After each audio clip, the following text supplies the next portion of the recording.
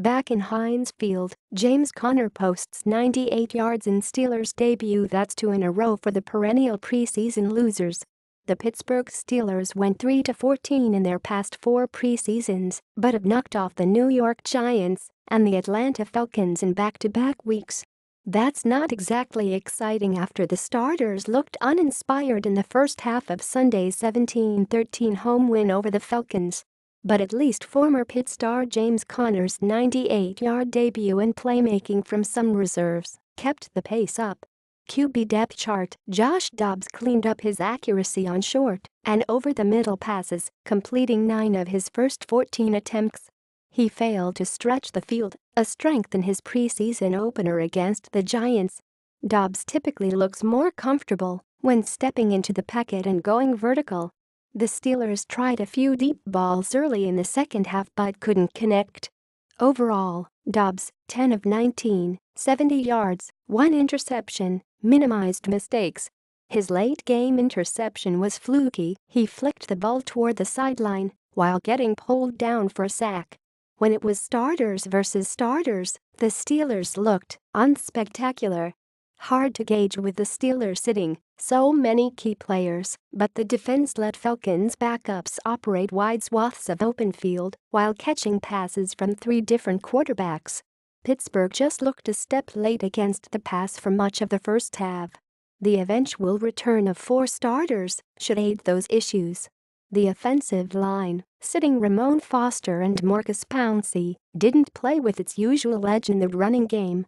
One reason to be concerned: nothing thwarts the Steelers' plans for blanket pass coverage quite like fringe roster guys Nick Williams and Reggie Davis combining for 112 first-half receiving yards.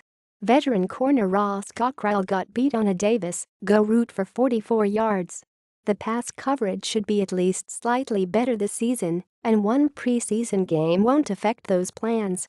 But Sunday wasn't exactly the grand statement that 2017 will be much different. The second unit fared better, though against lesser competition. That guy could start. Outside linebacker Anthony Chickillo wants to be known for more than his August camp flashes. Right now he's a backup.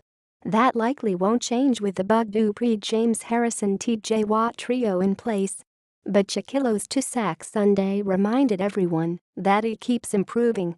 Rookie watch: after limited but promising camp work, the Steelers were eager to see Conner in game action.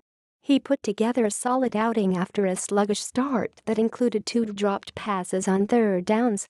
Conner rushed for 13 yards on his first 5 carries, 11 of which came on a 3rd and long, but started to use his power out the middle or off the edge, finishing with 98 yards on 20 carries. Conner can be too eager to bounce outside and needs to show more reliability as a pass catcher, but overall he acquitted himself well with the bigger-than-expected workload. He seemed to gain strength as the game progressed, which is a good sign. Quiet reintroduction: Martavis Bryant was pumped about his first game action in 19 months. He'll have big moments this season, but those will have to wait.